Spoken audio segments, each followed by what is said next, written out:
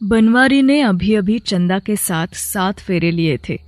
शादी समाप्त होने के बाद सभी बाराती वापस जाने के लिए बस का इंतजार करने लगते हैं। अरे इतनी देर से खड़े खड़े मेरे पैरों में दर्द होने लगा है। ये ड्राइवर का बच्चा अभी तक बस लेकर क्यों नहीं आया? सफर भी लंबा है। मैं 50 बार उसे फोन लगा चुका हूँ, लेकिन उसका फोन स्विच ऑफ बता रहा है। लगता है वह बस लेकर भाग गया है। पिताजी, आपने तो उसे पूरे पैसे दिए थे ना, फिर वो बस लेकर क्यों चला गया? अरे बेटा, सारी गलती मेरी है। मैंने उस शराबी ड्राइवर पर भरोसा करके बहुत बड़ी भूल कर दी। मुझे क्या पता था कि वो मुझे इस तरह धोखा देगा। अरे छोड़िए चाचा जी, हो गया सो हो गया। लेकिन अब हम बारात लेकर वापस कैसे जाएंगे? इतने दूर का सफर है, दुल्हन भी परेशान हो जाएगी। तभी बनवारी का साला सुशांत कहता है, देखिए जीजी, अब तो सिर्फ एक ही उपाय है। पास वाले जंगल में कुछ महीनों से एक पुरानी जली हुई बस खड़ी है। हमें एक बार उस बस को स्टार्ट करके देखना चाहिए, क्या पता काम बन जाए। और कोई उपाय नहीं है? चलो चलकर उसको देखते हैं। फिर सभी लोग गांव के पास वाले जंगल में पहुंच जाते हैं। जंगल के काफी अंदर जाने के बाद आखिरकार वे सभी एक जली हुई बस के पास पहुंच जाते हैं। उस बस को देख बनवारी के साथ साथ उसके पिता की आंखें फटी की फटी रह जाती हैं। क्या हुआ जीजी? इस बस को देखकर आप तीनों के होश क्यों उड़ गए? बनवारी खाकलाते हुए कहता है, कुछ नहीं, बस ऐसे ही। बस की हालत तो बहुत खराब है, लगता है इसे बुरी तरह जलाया गया है। बस की हालत तो सच में खटारा हो गई है, लेकिन डूबते को तिनके का सहारा ही काफ़ी है। इस बस को चलाने के लिए हमें एक ड्राइवर चाहिए। हाँ भाई, कौन बस चलाना जानता है? आगे आओ। तभी मनोहर नाम का आदमी आगे आता है। फिक्र मत करो, मैं बस चलाना जानता हूँ, लेकिन सबसे पहले मैं डीजल का इंतजाम करना होगा। चिंता मत करो, मैं अभी फोन करके अपने दोस्त से डीजल मंगवा लेता हूँ, उसका पेट्रोल पंप है। उसके बाद सुशांत अपने दोस्त को फोन करके डीजल लाने के लिए कहता है। थोड़ी देर के इंतजार के बाद सुशांत का दोस्त 2 बड़े डिब्बे भर के डीजल ले जाता है। चलो इसे टैंक में डाल दो। फिर सभी लोग मिलकर डीजल को टैंक में डाल देते हैं। उसके बाद मनोहर बस में चढ़कर स्टीयरिंग के पास मौजूद तारों के साथ छेड़खानी करने लगता है और देखते ही देखते बस स्टार्ट हो जाती है। ये देख सभी लोग खुशी से उछल पड़ते हैं। उसके बाद बनवारी और सारी बाराती बस में सवार हो जाते हैं। फिर मनोहर बस को लेकर सुशांत के घर के सामने पहुंच जाता है। उसके बाद सुशांत अपनी बहन चंदा को बस में बैठाकर उसे विदा कर देता है। बस गांव से बाहर निकलकर बड़ी सड़क पर तेजी से चलने लगती है। मुझे तो लगा था ये खटारा थोड़ी ही देर में दम तोड़ देगी, लेकिन ये तो हवा से बातें करते हुए दौड़ रही है। लेकिन तभी अचानक मनोहर को सामने वाले मोड़ के किनारे एक जवान लड़की एक बूढ़े के साथ खड़ी हुई दिखाई देती है। लड़की हाथ दिखाकर मनोहर को बस रोकने का इशारा करती है, जिस पर मनोहर तुरंत ब्रेक लगा देता है। अरे क्या हुआ भाई, तुमने अचानक बस क्यों रोक दी? सामने एक लड़की बूढ़े के साथ खड़ी है, दोनों को लिफ्ट चाहिए। तो फिर सोच क्या रहे हो? बैठा लो दोनों को बस में।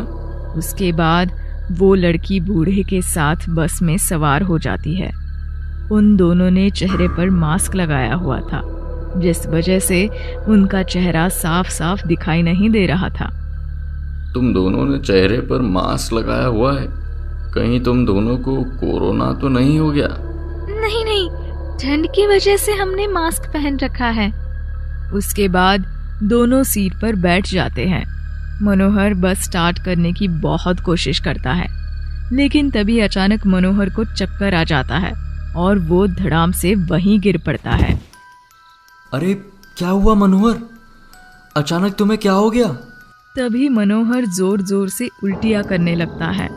हे भगवान, ये तो जोर जोर से उल्टियां कर रहा है। लगता है अब ये बस नहीं चला पाएगा। हाँ, तुमने सही कहा, मैं बस नहीं चला सकता। अचानक आंखों के आगे अंधेरा छा रहा है। अब मुझ में हिम्मत नहीं है कि मैं बस चला सकूं। सत्यानाश, यहीं पर इसकी तबीयत खराब होनी थी क्या? एक तो ये सुनसान इलाका, ऊपर से ये खटारी बस। अब बिना ड्राइवर के ये बस आगे कैसे बढ़ेगी? तभी लिफ्ट मांगने वाली लड़की खड़ी हो जाती है। चिंता मत करिए, मैं बस चलाना जानती हूँ। मैं आप सबको आपकी मंजिल तक पहुँचा दूंगी। ये सुनकर सभी लोग खुश हो जाते हैं। उसके बाद वो लड़की बस चलाना शुरू कर देती है। वो लड़की इतनी तेजी से बस चला रही थी कि बस की रफ्तार देख सभी लोगों के होश उड़ जाते हैं। अरे ओ लड़की, इतना तेज मत चलाओ, मुझे घबराहट हो रही है। हाँ, बस की रफ्तार थोड़ा धीरे करो, मुझे चक्कर आ रहा है। लेकिन लड़की कोई जवाब नहीं देती और लगातार बस की स्पीड बढ़ाने लगती है। ये देख बनवारी को बहुत गुस्सा आता है और वो उस लड़की के पास जाकर उसके बाल पकड़ लेता है। पागल हो गई है क्या? तेरी समझ में नहीं आ रहा हमने क्या कहा? चल बस की रफ्तार धीरे कर।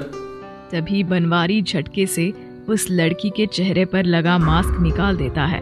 उस लड़की का चेहरा बुरी तरह जला हुआ था। अरे बाप रे, तू नहीं, ये नहीं हो सकता। उस लड़की के चेहरे को देख बनवारी के हाथ पैर ठंडे पड़ जाते हैं। अरे क्या हुआ बनवारी, क्या तुम इस लड़की को जानते हो? तभी बनवारी की दुल्हन चंदा हैरानी से बनवारी की ओर देखने लगती है। क्या हुआ जी? इस लड़की का चेहरा देखकर आपकी हालत खराब क्यों हो गई? तभी लड़की के साथ आया हुआ बूढ़ा आदमी बनवारी का गला पकड़ लेता है। बोल बेरहम, बोलता क्यों नहीं? सबको बता तेरी असलियत क्या है। ये क्या बताएगा पिताजी? अब हम इसकी और इसके माता पिता की असलियत सबके सामने लाएंगे। मेरी समझ में कुछ नहीं आ रहा, आखिर ऐसा क्या हो रहा है? ये दोनों कौन है जी, और इस तरह की बातें क्यों कर रहे हैं? खामोश होकर बैठ जाओ, थोड़ी देर में तुम्हें सब पता चल जाएगा। दूसरी तरफ उस बूढ़े की लाल सुर्ख आंखें, उसका जला हुआ भयानक चेहरा देख सारे बाराती डर के मारे अपने सीट पर बैठ जाते हैं। उधर वो लड़की तेजी से बस चलाते हुए उसी जंगल में ले जाती है जहां से बनवारी और बारातियों ने बस को चलाया था। ए भगवान, ये लड़की तो हमें वापस उसी जगह पर लेकर आ गई। फिर वो लड़की अपने बूढ़े पिता के साथ मिलकर बनवारी के साथ साथ उसके माता पिता को घसीटकर बस के नीचे ले आती है।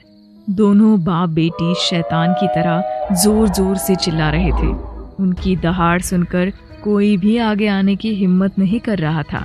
फिर वो दोनों बनवारी और उसके माता पिता को पास में मौजूद एक कुएं के पास ले जाते हैं। अपने पति और सास ससुर की ये हालत चंदा से देखी नहीं जाती और वो दौड़ती हुई उसी लड़की के पैरों पर जाकर गिर जाती है। नहीं नहीं, इन्हें कुछ मत करो, इन्हें छोड़ दो। आखिर तुम दोनों इनके साथ ऐसा क्यों कर रहे हो? अरे मैं ये सब तेरी भलाई के लिए कर रही हूँ। मेरी भलाई? आखिर तुम कहना क्या चाहती हो? मैं कुछ समझी नहीं। ये बनवारी तुझसे पहले ये मेरा पति था।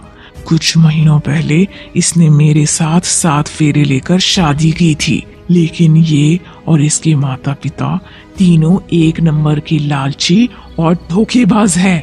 मेरे बूढ़े पिता ने जिंदगी भर बस चलाकर मेरी शादी के लिए पैसे इकट्ठा किए थे। मेरे पिता ने मेरी शादी में कोई कमी नहीं रखी थी। इन्हें मनमाना दहेज भी दिया, लेकिन शादी के कुछ दिनों बाद ही इन्होंने अपना असली रंग दिखाना शुरू कर दिया। ये तीनों रोज पैसों के लिए मेरी पिटाई करते और इतना ही नहीं, मेरे पूरे शरीर को गरम सलाख से चलाते भी थे। इन तीनों ने मेरी मासूम बच्ची पर बहुत जुल्म किए, लेकिन लाख कोशिश करने के बाद भी जब ये मुझसे पैसे हासिल नहीं कर पाए तो फिर एक दिन इन तीनों ने मिलकर मुझे और मेरी बेटी को इस बस के साथ जला दिया और हमारी लाश को इस कुएं में फेंक कर चले गए।